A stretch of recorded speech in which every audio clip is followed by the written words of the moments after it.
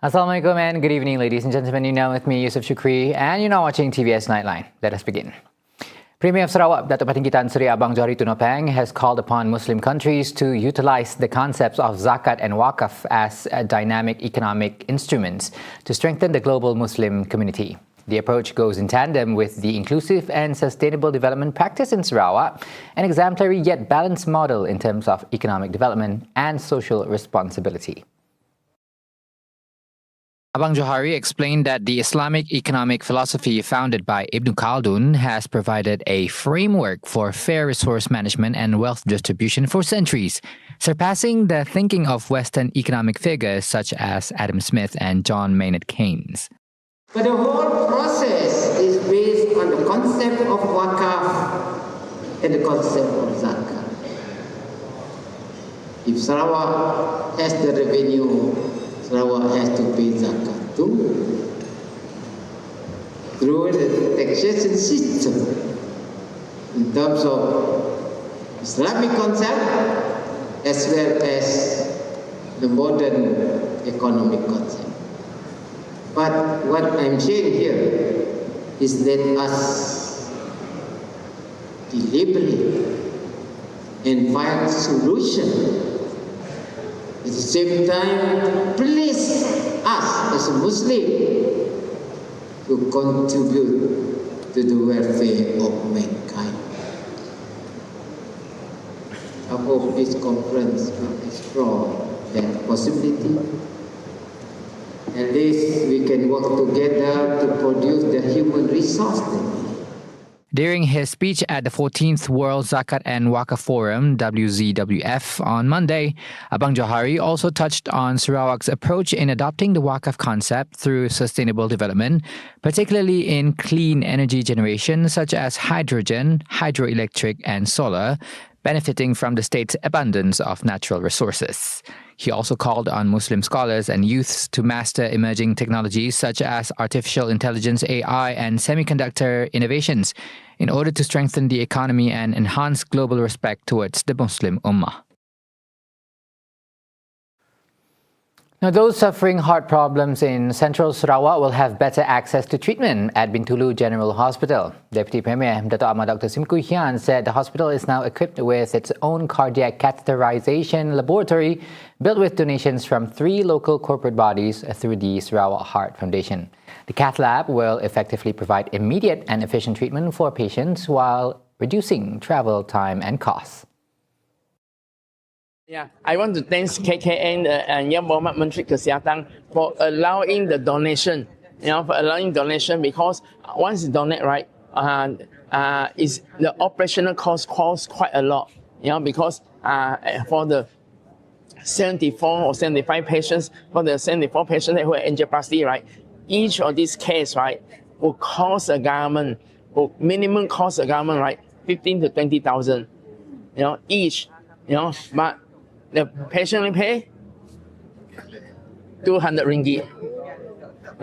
Because if you go to private, at least 20 to 30,000 because private need to make some money to pay for the capital, and to pay for the human resources, and so the cost itself, right, is actually quite expensive. By September, 145 patients have received treatment at the lab, including 75 who underwent angioplasty. The procedure is conducted by specialists from the Sarawak Heart Centre who travels to Bintulu twice a month to provide the service. Now, about 6,000 school students nationwide have been infected with influenza, prompting the closure of several schools on the advice of their respective district health officers. Education Director General Dr. Muhammad Azam Ahmad said the closures were carried out in accordance with procedures and guidelines set by the Ministry of Health (MOH) to ensure the safety of students, teachers and school staff. Schools have also been instructed to implement preventive and control measures to curb the spread of influenza among students.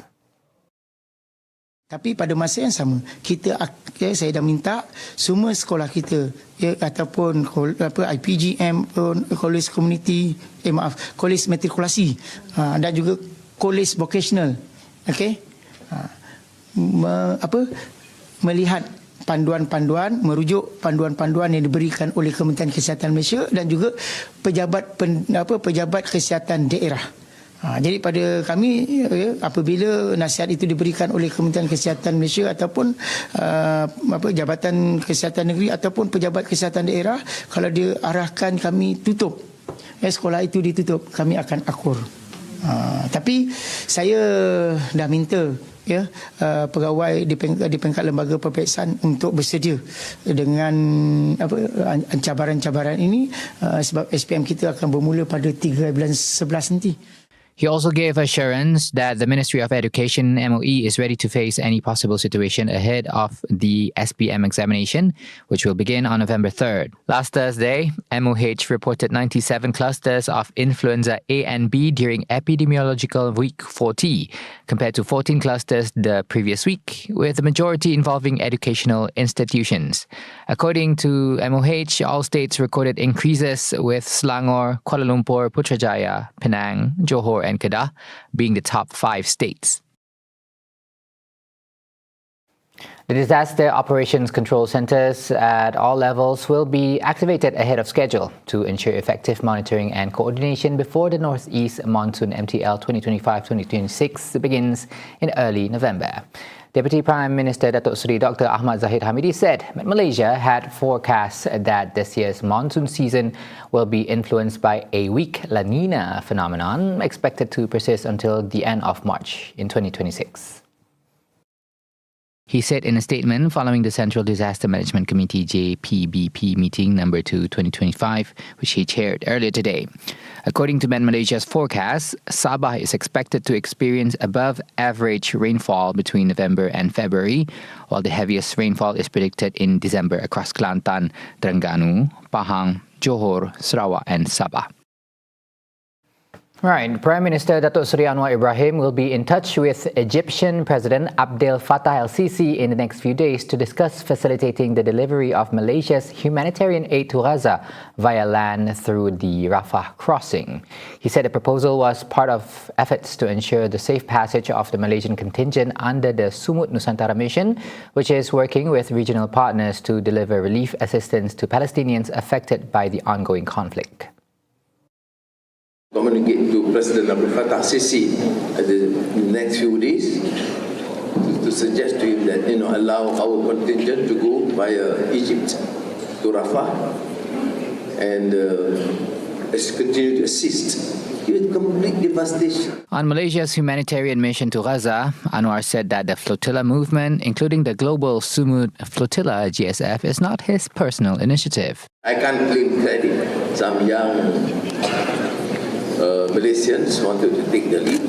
I said, okay, they move on, we support, facilitate that. Then I said, okay, they want me to be fully supportive and endorse. I said, yes, and I happen to be the first leader in any country to support officially. The government provides support and facilitation to the Malaysian contingent, the Sumut Nusantara, in recognition of the volunteers' determination to uphold the universal values of justice, freedom, and human dignity. On October 8th, all 23 Malaysians who took part in the GSF humanitarian mission safely returned home, while another 9 participants from the Freedom Flotilla Coalition FFC and thousands Medlines to Gaza TMTG missions arrived yesterday. Both humanitarian missions to Gaza were separately intercepted by Israeli forces, and their participants were detained before being released.